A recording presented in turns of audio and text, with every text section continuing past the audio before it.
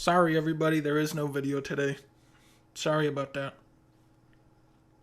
But, since you're here already, why don't I tell you the story of a man called Bill Cheatler.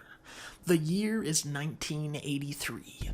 Michael Jackson's Thriller is tearing up the charts. The new family computer, Famicom, is released in Japan. And somewhere in Westfields, Missouri, a man is overseeing operations at the 14th largest Frito-Lay factory in America. His name is Bill Cheatler. Now, Bill Cheatler was always a great student. He attended the Fontbonne University in Clayton, Missouri, where he pursued a degree in business administration. As part of his education, he took on an internship at Frito-Lay, where he would work on the assembly line, dusting Lay's chips with onion powder and various preservative chemicals. Bill Cheatler became so dedicated to his work that his entire diet was exclusively dominated by snacks produced by the factory. For breakfast, Twinkies, for lunch, Funyuns, and for dinner, ranch and lime flavored Fritos, which nobody would eat. These things were terrible and they would be discontinued months later. But one day, the head of packaging comes into the factory and he sees Bill eating some of these ranch and lime Fritos and he says, "How can you eat that crap?" And Bill says, "Well, I've actually altered the recipe.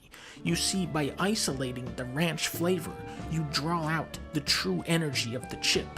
Head of packaging takes a Frito, puts it in his mouth. He turns to Bill and he says, "You are the genius of potato chips." It didn't take long for Bill Cheatler to rise through the company's ranks. His passion for his work was intense, and he would often stay at work late perfecting the recipes for his latest treats. The factory was now closed, the machinery and lights turned off, except for Bill's office in the corner of the second floor. Bill was developing a new flavor of Lay's chips called Smoking Honey Barbecue, but so far he could only replicate the flavor of ketchup. "This isn't working," Bill was furious. But then he heard an echoing thud. The sound seemed to come from the factory floor. Bill's heart started racing. "Hello?" he shouted out. "Is someone still out there?" No response. Bill gazed out of his office door into the darkness of the factory. But then, a faint blue glow appeared. Bill slowly arose from his chair and walked toward the door. A low humming could be heard. He walked out into the darkness and drew closer and closer towards the mysterious glow. Until... "Hello, Bill!" It was a small gnome holding a blue lantern. "What are you doing in my factory?" Bill asked the creature. Bill, I'm a gnome, Grillable gnome to be particular, and I have come here seeking your assistance." "I'm sorry, but I'm very busy. I was just about to head home." "Grab onto me hand, Bill!" The gnome jumped up and grabbed Bill's hand and they went... The gnome was teleporting Bill into another time period. They were surrounded by blue lasers and shit, and it was like... And then...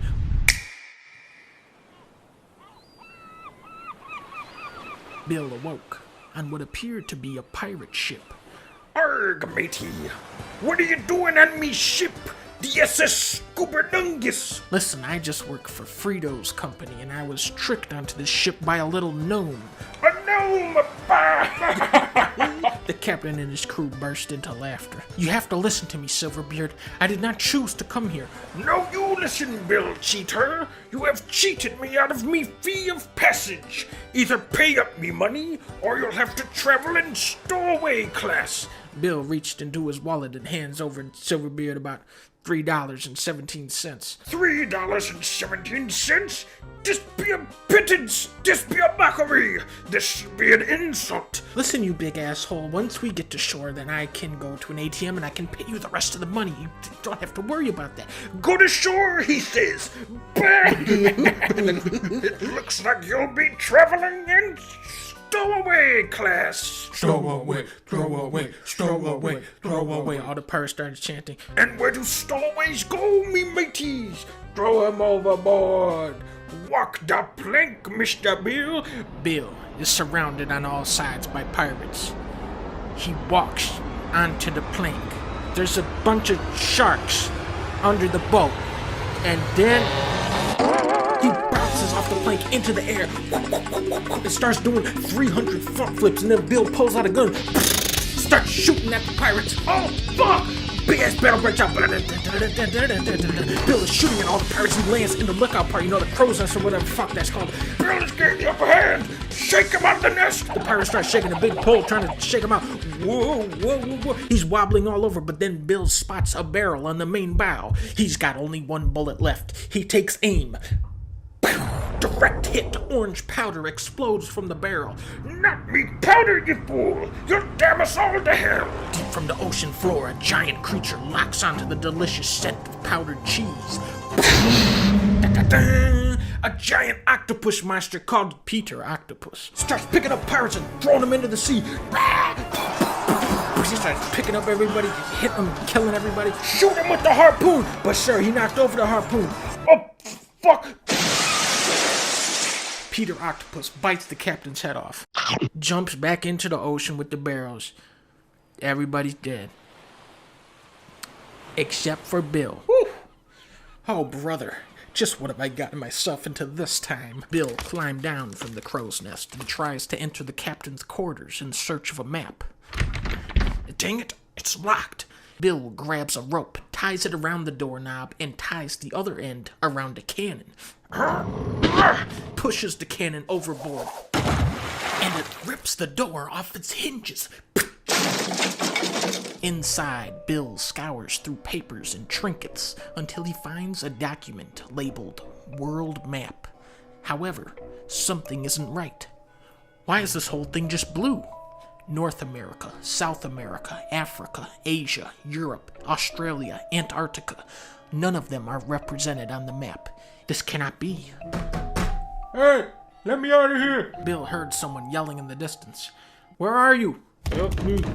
Help me. Looking through the monkey bars on the floor, you know how pirate ships have that part? He could see what appeared to be a large ape. Who are you, creature? The ape was big and brown, with funny hair and a big red tie. My name is Dylan Kane. I'm a talking monkey, but I can only talk to you once. Bill felt he could trust Dylan and let him out of his prison. Thank you, great warrior. Dylan bowed to Bill in a sign of respect. Can you steer the ship towards land, Mr. Kane? But there is no land, my liege. What do you mean? What happened to all of our lands? Dylan Kane closed his eyes and entered a trance-like state.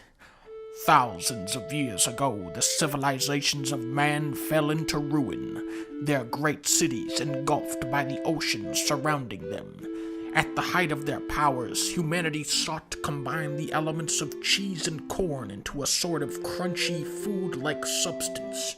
The global leaders poured the planet's resources into mastering this technology, sacrificing the lives of millions in vain. Hundreds of wars broke out on the surface while those in power dug deep into the Earth's core.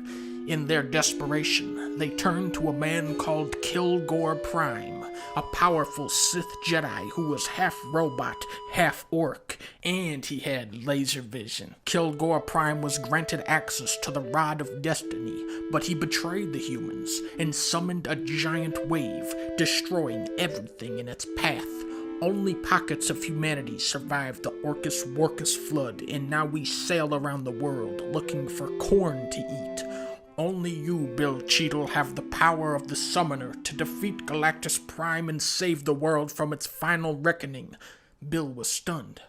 But I'm just a manager of a food processing factory in Shitston, Ohio. How can I ever defeat Galactus? Quick, defeat Galactus. There he is. Bill Cheadle, you think you can face me in my domain? Dude transforms into a big-ass robot and starts shooting big-ass fucking lasers and shit.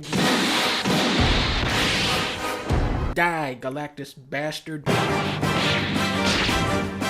Ah, shit, Galactus has hundreds of powers.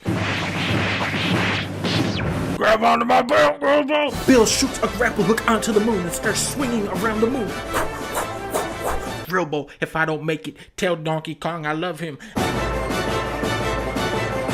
Bill launches himself like a missile through the heart of Galactus and kills his stupid fucking head off.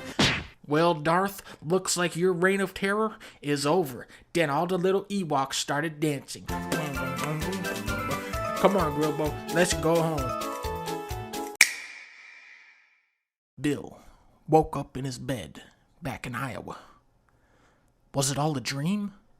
He had breakfast, took a shower, and started walking to work. He saw Old Man Jenkins walking his beagle. Hi, Bill. The baker, Patissimo, was putting loaves of bread in his storefront window. Hi, Bill. And then, who did Bill bump into but Chester Cheetah? Here you go, Bill. Here is my secret recipe. Bill Cheetah went into work, excited for the first time in his life. He took a weird-looking corn chip and started pouring mac and cheese powder on top of it. His employees looked at him confused. Sir, what are you doing? Making Cheetos, Grillbo. Making Cheetos.